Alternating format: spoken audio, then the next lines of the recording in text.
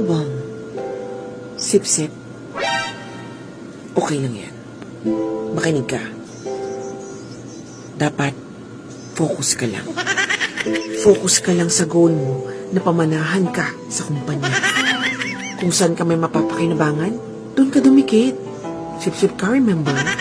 Bantayan mo ang bawat kilos ng mga katrabaho mo para pag nagkamali, isumbong mo agad kay boss para ikaw ang bida. Bida-bida ka, di ba?